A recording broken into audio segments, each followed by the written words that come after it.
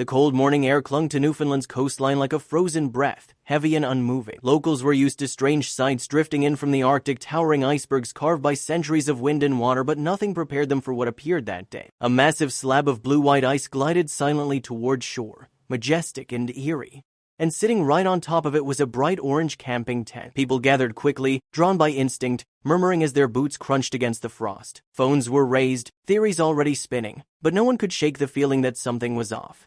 Icebergs drift, icebergs melt, icebergs don't carry tents. Standing among the crowd was Tom Walsh, a retired fisherman who had spent 40 years reading the sea the way others read books. His binoculars stayed fixed on the tent, his brows low, his gut tightening with a frustration he couldn't name. "Tents don't pitch themselves," he muttered.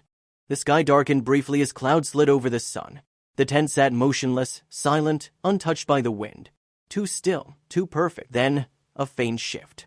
The fabric quivered. The crowd froze. The flap moved again, this time slower, deliberate, like something inside was deciding whether it was safe to come out.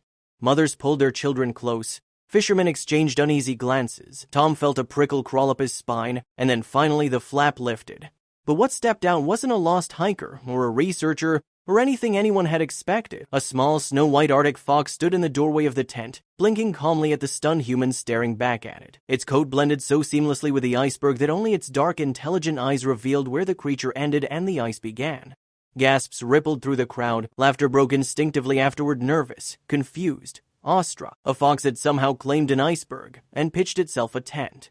The fox stretched, unimpressed by the global sensation it had just triggered. It padded forward with regal confidence, leaving tiny tracks across the snow crust as though it were the rightful owner of this drifting kingdom of ice.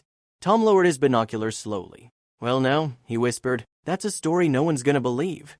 But as the fox settled at the iceberg's edge, silent, still, staring toward the open sea, Tom felt something gnawing at him. Something wasn't right. The fox didn't look lost, or frightened, or confused. It looked like it was waiting. The crowd eventually drifted away, but Tom stayed rooted in place, his eyes never leaving the tiny creature perched upon its icy throne. Something about the fox's stillness gnawed at him, an instinct sharpened by decades at sea. Animals didn't behave like this. Not on drifting ice, not in the open. As the wind shifted, the fox suddenly lifted its head. Its ears twitched, its gaze locked not on Tom, but on the horizon behind him. Tom turned. A distant rumble cut through the quiet morning, low, metallic, wrong. Within minutes, the coastline filled again, people running back toward the shore as a second iceberg drifted into view. But this one was different. Dark streaks marred its surface, unnatural grooves etched deep into the ice, as if something had clawed or carved its way out.